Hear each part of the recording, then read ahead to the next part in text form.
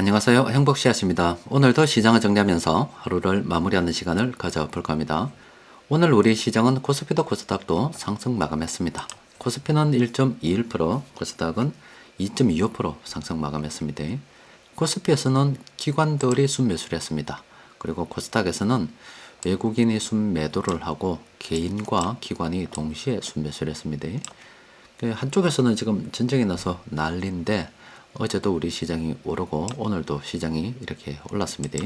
그럼 사람들이 생각을 하겠죠. 전쟁이 일어났는데 왜 주식시장은 오르는 건가 이렇게 궁금하게 생각할 수가 있잖아요. 그런데 그 관련해서 여러분들께 많이 말씀드렸습니다. 이 시장은 시장에서 큰 돈 굴리는 세력들이 재료를 어떻게 해석하는가에 따라서 움직입니다. 그러니까 큰 돈이 어떻게 움직이는 거에 따라서 쭉 시장이 따라 흘러간다고요. 그러니까 돈의 방향이 굉장히 중요한 거겠죠. 근데 연휴 기간 요때 첫 번째 날에 이제 전쟁이 발생이 됐습니다. 그러니까 전쟁이 이전에 시장의 관심은 바로 긴축이었습니다. 긴축이 어떻게 될까? 고금리가 계속 이어질까? 올해 또 연준의 기준금리를 인상하지 않을까? 이런 게 시장의 관심사였습니다. 또 그리고 그 때문에 어제 발표된 미국의 생산자 물가 지수 또 그리고 오늘 밤에 발표될 9월 소비자 물가 지수, 건원 물가 지수 이런 걸 관심을 가지고 살펴보게 됐습니다. 그런데 전쟁이 뚝 발발이 되면서 갑작스럽게 상황이 좀 바뀌어 버렸습니다. 시황에서 계속 말씀드린 것처럼 금리를 올린다는 것은 시중에 풀려 있는 달러를 회수를 하겠다고 하는 겁니다. 그러면은 당연히 유통되는 달러가 좀 줄어들겠죠. 그러면은 물가도 좀 잡힐 수도 있게 되는 거고. 그런데 금리를 올린다는 것은 또 위험 부담이 좀 있습니다. 금리가 올라가면 이자를 부담해야 되는 입장에서는 그 부담이 늘어나게 되는 거잖아요. 그리고 그 부담이 늘어나게 되면은 일부는 또 감당하지 못하고 파산할 수도 있고 또 그런 파산을 또 떠안는 게 또 기존의 금융권이 되는 거고 금융권에서는 또 그런 걸 갖다가 다 감당할 수 없기 때문에 다른 대출자들에게 또 위험을 또 증가를 또 시키게 되는 거죠. 그럼 또 다른 대출자들이 좀 어려워지게 되는 겁니다. 일단 또 파산이 한꺼번에 몰리게 되면 이 금융권 부실이 서로 전이가 되면서 금융권 전체가 또 위험해질 수도 있고 또 금융권 전체가 위험해지게 되면은 정말로 국가 존립이 위태로운 상황까지 가버리는 상황이 올 수도 있어요. 그러니까 금리를 올린다는 것은 그런 위험을 갖다가 감수하고서 조금씩 이제 하는 겁니다. 그런데 전쟁이 발생이 되다 보니까 사람들이 너도 달러를 가지려고 하고 있습니다. 그렇게 되다 보니 자연스럽게 시중에 유통되는 달러 수가 줄어들게 되는 거죠. 그러니까 전쟁 이꼴 금리 인상 효과가 같아지게 되는 거예요. 그러면은 연준 입장에서는 어떤 면에서 이 전쟁으로 인해 가지고 유통되는 달러 수가 줄어버린다 생각하면 굳이 금리를 올려서 파산 위험이라든지 앞서 말씀드린 여러 가지 위험들을 떠안고 갈 필요가 없게 된 거잖아요. 리스크를 좀 줄이는 게 됩니다. 그러니까 지금 당장 이제 금리를 올릴 필요가 없게 된 거고 또 시장의 투자자들은 그걸 주목하게 된 겁니다. 그럼 연준에서 저렇게 금리를 못 올린다 이 말이죠. 그러면 당연히 지금 시중에 돈이 줄어들 위험이 예전보다 훨씬 더 줄었기 때문에 위험 자산 쪽으로도 또 돈이 이렇게 오르게 되는 겁니다. 또 그리고 어제 발표된 생산자 물가 지수, 또 오늘 밤에 발표될 9월 미국 소비자 물가 지수, 또 건원 물가 지수 이런 것들 참고할 필요가 없게 된 거예요. 이런 거 참고하겠다고 마음먹었을 때는 앞으로 금리가 어떻게 될 건가 이게 궁금하기 때문에 이걸 참고하겠다고 했던 건데 지금 전쟁으로 나서 금리를 안 올릴 것이 지금 확실시 되는 상황에서 금리 방향 지금 당장은 이거 볼 필요가 없는 거잖아요. 이제 지나간 재료가 되는 거예요. 그래서 오늘 밤에 미국의 소비자 물가 지수가 발표가 되고 건원 물가 지수가 발표된다 하더라도 시장에 미치는 영향은 미미할 것이다. 또 그리고 발표가 되니까 이런저런 이야기가 나온다 하더라도 그거는 미미할 것이다. 그럼 이제 지금 아직은 이 긴축에 관심을 가지고 있는데 또 이 전쟁 관련해서도 미국에서 적극적으로 나가서 이제 항공모함까지 전진 배치를 하다 보니까 전쟁이 더 이상 확산되지 않을 거다 이런 기대가 있는 거예요. 근데 이런 살얼음판을 걷는 듯한 여기에서 항상 세상 일이란 게 변수가 생기기 마련이잖아요. 앞으로 또 변수가 전쟁 관련해서도 변수가 생길 수도 있고 여러 가지 변수가 있을 수 있는데 그 미래까지 생기지도 않을 일까지 지금 우리가 다 어떻게 알 수가 있겠어요. 하여튼 뭐 지금 현재 일어난 상황은 본다 그러면은 어, 뭐 긴축에 대한 우려는 줄어들었고 뭐 돈이 좀 풀리고 있고 자연스럽게 지금 달러가 뭐 사람들이 가지려고 하다 보니 유통되는 달러 수가 줄어들고 뭐 이런 이야기들을 쭉 나오게 되면서 다시 시장은 빠르게 예전 쪽으로 정상으로 지금 회복되고 있다. 근데 앞으로 예단할 수 없는 이런 부분들이 있기 때문에 당연히 그 부분에 대해서는 신경 좀 써야 된다. 이렇게 정리하면 되겠습니다. 우리는 그러면 뭘 해야 되냐? 그냥 형편되는 대로 자기 상황에 맞게 물량을 계속 모아가는 게 좋습니다.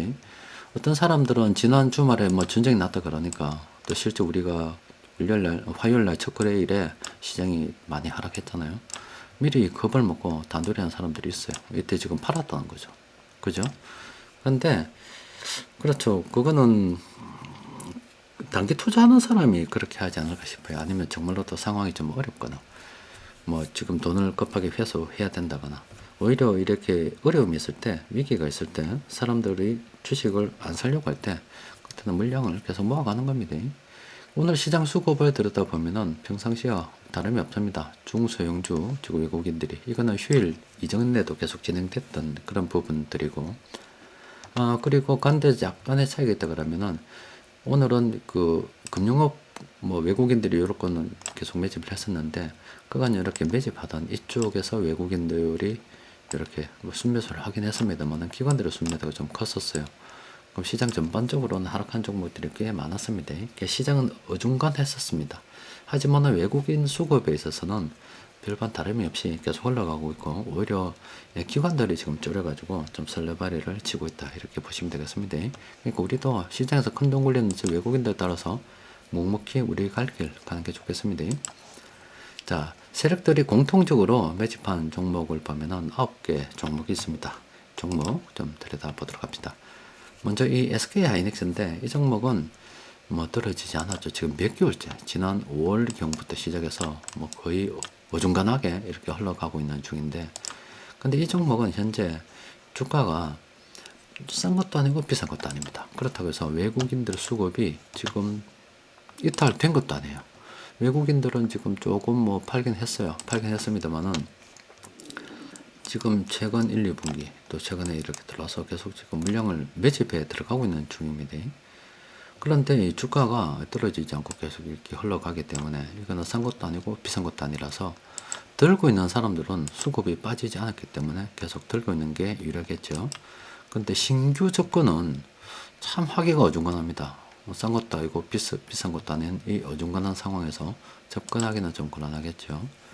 그리고 동아 소시아 홀딩스 같은 경우는 이거는 관심을 가져봐야 된다라고 말씀드렸잖아요. 그런데 이 종목도 지금 이 틈을 놔줍니다. 틈을 놔주고 있어요. 지금 계속 외국인들이 들어와서 이렇게 지금 올라가고 있는데 그때도 우리가 조금 조정을 좀 예상했었는데 이거 참 들어갈 틈을 주지 않아요. 그렇지 않고 지금 탐욕까지 와버렸거든요. 근데 만약에 이게 또 조정이 좀 와서 들어간다 그러면은 이거는 충분히 한번 긍정적으로 검토해 볼 만합니다. 이 종목도 여전히 지금 들어갈 입장은 아닌데 앞으로 만약에 떨어진다 그러면은 관심을 가지고 살펴봐야 되겠죠. 두산 같은 경우는 지금 접근하기가 좀 곤란합니다. 그리고 롯데케미칼도 접근하기가 좀 곤란한 그런 상황이고 일진전기 같은 경우도 지금 그렇죠. 단기간에 너무 이렇게 쭉 이렇게 틈을 안 주고 올라가기 때문에 접근하기가 참 곤란합니다. JVM 같은 경우는 접근하면 안 됩니다. 앞서 본 저기 동아소시아 홀딩스하고 또 다른 겁니다. 동아소시아 홀딩스는 지금 어디로 가 있냐면 여기까지 온 거라 보면 돼요. 여기까지. 여기서 여기까지 왔다.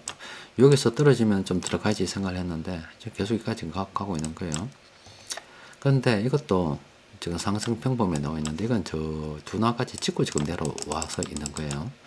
같은 상승 평범이라 하더라도 초반에 이럴 때 괜찮았습니다. 이런 부분 괜찮았는데 저 때도 상승 평범이었다고요. 괜찮았는데 지금은 위에 찍고 내려와서 있기 때문에 이런 거는 관심권에서 제외하는 게 좋겠죠. JVM은 지금 들어가는 게 아닙니다.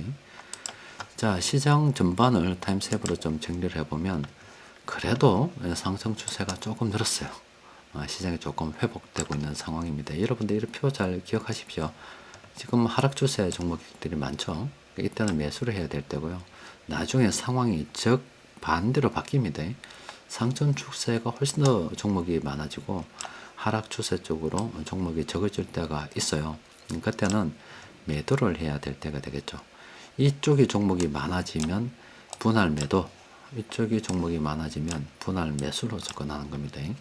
싼 게 많기 때문에 그런 거예요. 그런데 투자 심리는 분할 매도 해야 될 때가 오히려 좋다는 이야기가 많이 나오고, 분할 매수 해야 될 때는 나쁘다는 이야기가 많이 나옵니다.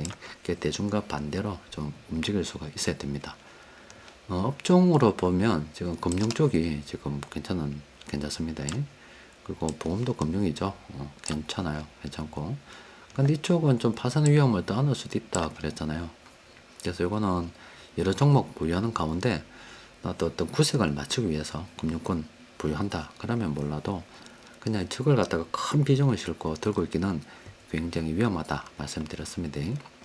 그리고 나머지 이런 업종들은 지금 뭐 종목이 별로 없어서 이야기하기는 좀 그렇고, 그 나머지 우리가 좀 관심을 현재 가져봐야 되는 것은 이 음식 쪽이 지금 현재 잘 나가고 있습니다. 그 외 나머지 업종들도 세력들이 계속 매집을 하고 있기 때문에 운수 장비 쪽을 비롯해서 중소형주 쪽으로는 계속 우리가 긍정적으로 관심을 가지고 살펴봐야 됩니다. 세상은 정말로 희한합니다. 한쪽이 전쟁이 난다 하더라도 마음은 좋지 않지만 다른 쪽은 또 일상을 이어갑니다. 여러분들께 말씀드렸다 아닙니까? 아르헨티나가 잘 나갈 때 남미 쪽에는 전쟁이 일어나지 않았습니다. 유럽 쪽에 전쟁이 일어났고, 전쟁하느라 농사도 못 짓고 하니까 아르헨티나가 농산물하고 팔아서 돈 많이 벌었습니다. 또 그리고 우리나라 6.25 때 힘들 때 일본은 우리나라 뭐 물건 팔아먹고 돈 좀 많이 벌어먹었죠. 또 우리가 또 베트남에 힘들 때, 전쟁으로 굉장히 힘들 때 우리도 그쪽에 좀 돈 좀 벌어먹었죠. 이렇게 한쪽의 불행이 전체의 불행은 아닙니다. 안타깝지만은 또 다른 쪽은 또 그걸 이용해서 돈도 벌 수가 있는 그런 상황이 이어지고 있습니다. 어떻게 보면은 뭐 일본에서 부모 뽑기 이야기 나오고, 또 우리도 뭐 금수저, 은수저, 흙수저 이런 이야기 나오는데, 참 운도 좀 따라야 되는 것 같습니다. 그건 부모 택하는 운이지만 국가를 택해서, 누가 뭐 택해서 태어나는 건 없겠지만 어느 국가에서 태어나는가도 참 사람 삶에 큰 영향을 미치는 게 아닐까 싶어요. 그런 면에서 보면 그나마 우리는 우리나라에서 태어났는데, 우리나라도 전쟁이 뭐 많았던 그런 기간, 굉장히 격변기를 겪어왔잖아요. 그런데 그 와중에도 평화로운 시기에 태어나서 이렇게 살고 있는 게 어떤 면에서는 큰 복이 아닐까 싶습니다. 그러니까 사람들은 뭐 오는 것은 순서가 있어도 가는 건 순서가 없다라고 이야기하잖아요. 그래서 뭐 평화로운 세상에 산다 하더라도 자기는 힘들 수가 있어요. 교통사고를 당할 수도 있고 안 좋은 일을 당할 수도 있습니다.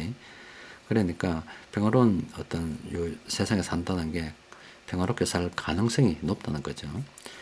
어쨌든 뭐 사람의 인생은 알 수가 없기 때문에 늘 말씀드리다시피 나중에 뭘 하겠다 이런 게 아니라 나중에 뭘 하되 오늘 하루하루 삶도 굉장히 중요하기 때문에 하루하루를 행복하게 살려고 노력하는 게 맞지 않겠나 싶습니다.